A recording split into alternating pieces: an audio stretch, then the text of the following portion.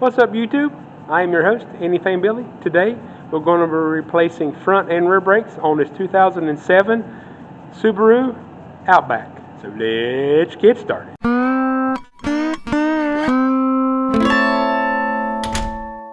Alright, tools you'll need for this job. You'll need a 14mm socket and ratchet. Now for the back, especially the one on the passenger side, you may need a 14mm wrench. Maybe for the driver's cord if you get this inside, but they're all the same size. Loose for the slides, some type of piston compression tool, and no job is complete without the hammer. And don't forget to take the brake cap reservoir off and put a rag on it. I can already see that this one here is going to overforce on leak. I don't have no way to suck it out because it's got a filter or a little thing on the inside that I can't get out, and my piece won't go in there. But so far, but I mean, I'm getting ready to jinx myself. It should be a simple brake job. Now some of these I've already had to take the bolts out to look at the pads and to look at the rotors. Subaru makes it really hard to see brake pads on their cars, but I mean, to do on this one here will be pretty simple. So if there's any issues, I'll stop and address. And before we get started, if you do enjoy my content, please hit that like button, that subscribe button down at the bottom of the tab page. I'd appreciate it. So let's get started. Here we go.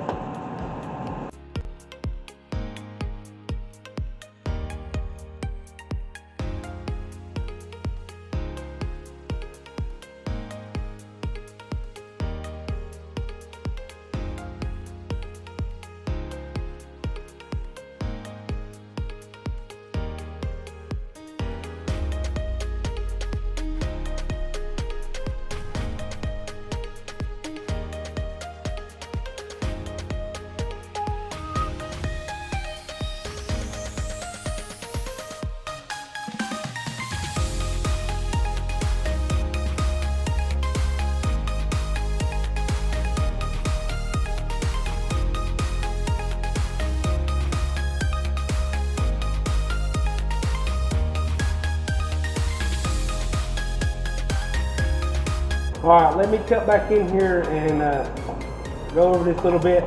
I've got to modify the new hardware. I got to bend this piece back right here a little bit because, listen, if you don't, you hear that? It's rubbing on the outside of the rotor here, and the data really don't want to hear that. So I'm going to be bending them. Just take a pair of pliers. You ain't got to bend them back much, just a little bit. Just enough so when you stick this back on here,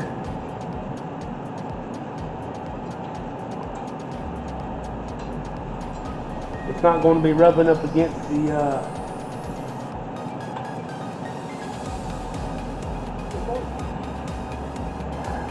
going to cause an issue.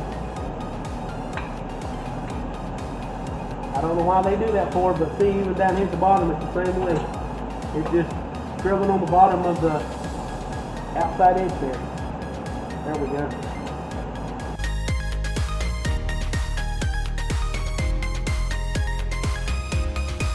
This is a lot of times why I hate using new hardware, because it's always, once in the factory are direct fit, they're awesome. Then when you start getting this other stuff, it's just hard to get on there. But there we go. Just make sure that the hardware is not hitting the rotor in any way. Even after you put the brakes on there, you should be fine. So let's put the brakes on there and just make sure nothing's going to rub.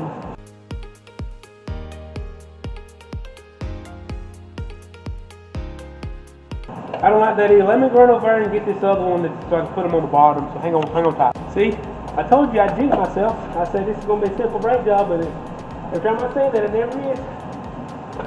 Let me get the back pad put on there. I can put this on the bottom there. There we go. There we go. Make sure the hardware is not hitting the rotors.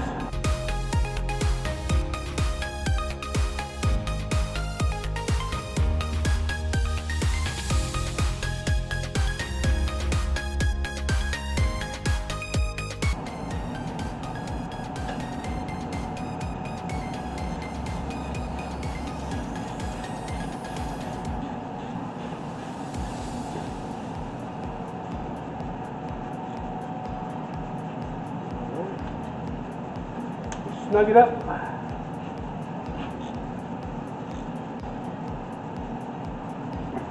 Go. All right. Do it again.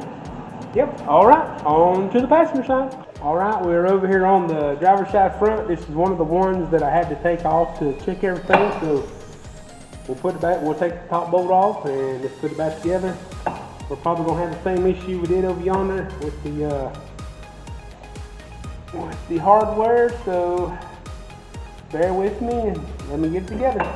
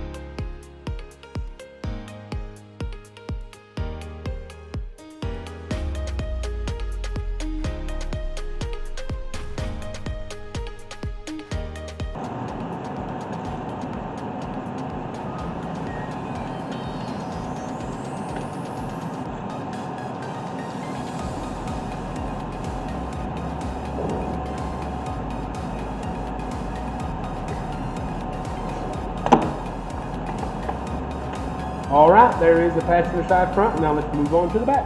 All right, so back here on this passenger side rear, this is where you're going to need a ratchet, a wrench instead of a socket, because here's the 14.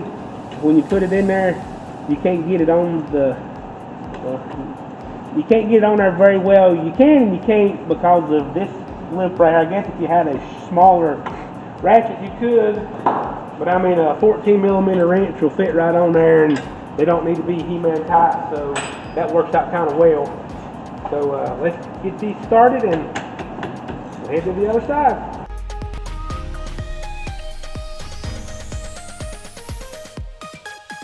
Well, you can really tell that that's aluminum. It's awful light.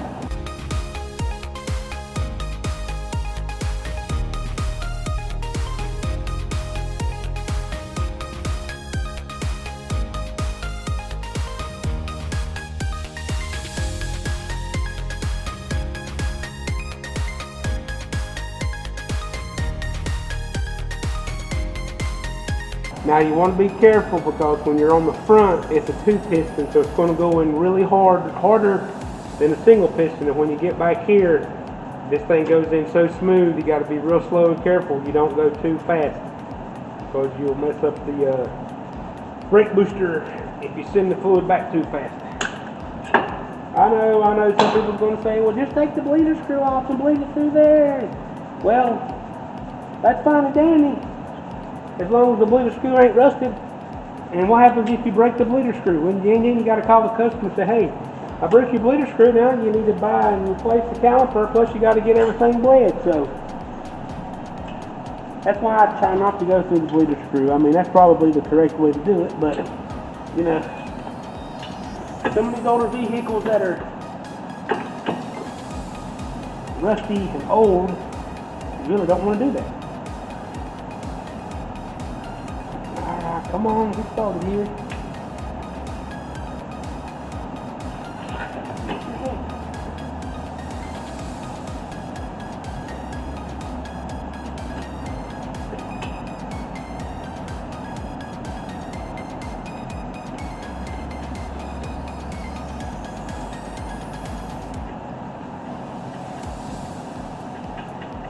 But you can see the surface rust on this. But I'm not saying that wouldn't come off easy, but it's going to be a whole lot harder than you think. Let's see if I can get this on here. See, it's on there, but it's tilted a little bit, and you don't want to round off the heads of these bolts. Then you'll have to go buy some new ones. It ain't going to hurt just to use a wrench.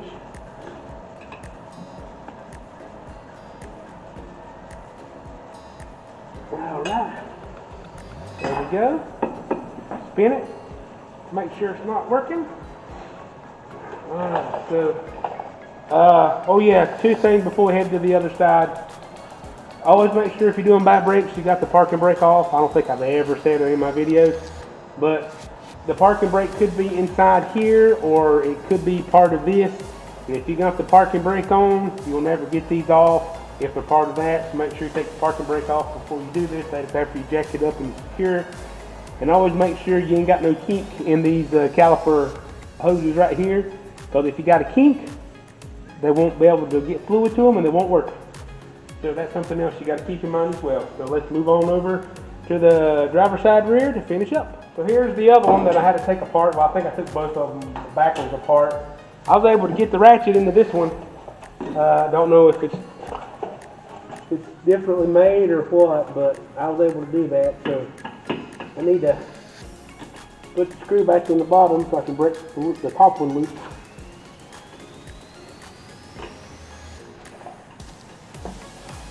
And like I said in my past videos, if you don't have to take the slider screws off, the slide bolts, let's don't. So that's less chemicals and less dirt that gets in them.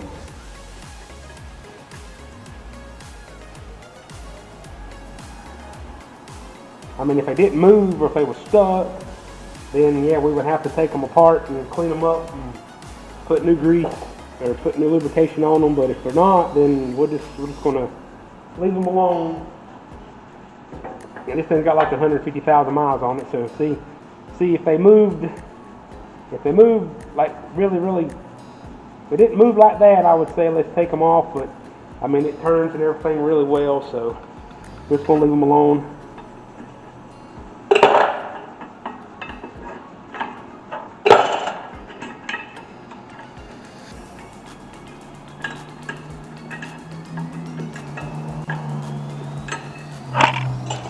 Whoops, if I can hit the camera.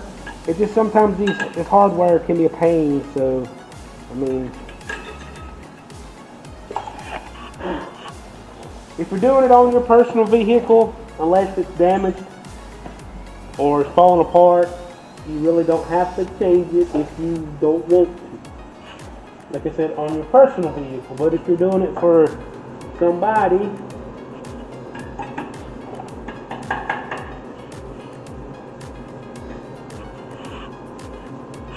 and they buy the more expensive brakes, I would probably go ahead and put the new hardware on there. And like I said, sometimes it can be a pain in the butt. More ways than not, it is a pain in the butt.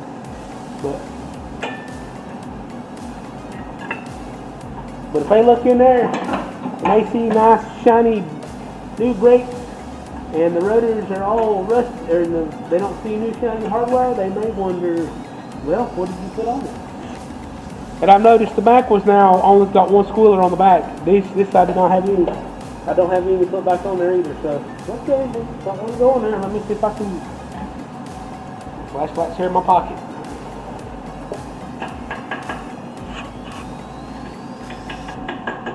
There we go, it wasn't seated right. Sometimes you gotta do that. See, just seat it right back right in there and you're good to go. Turn it, make sure you don't hear the soft of the hardware on the rotors. Just kind of double check here.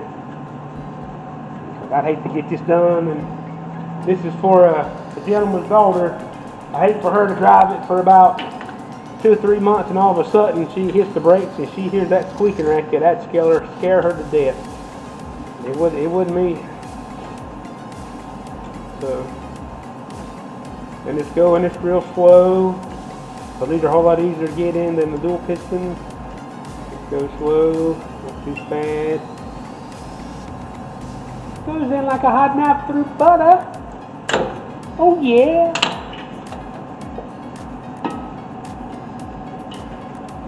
Nice.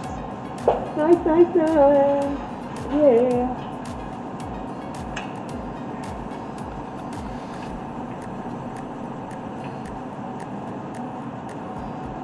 Sometimes you gotta jiggle it, wiggle it to get it in.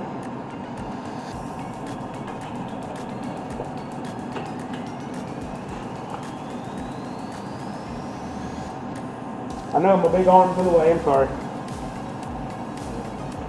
Now let's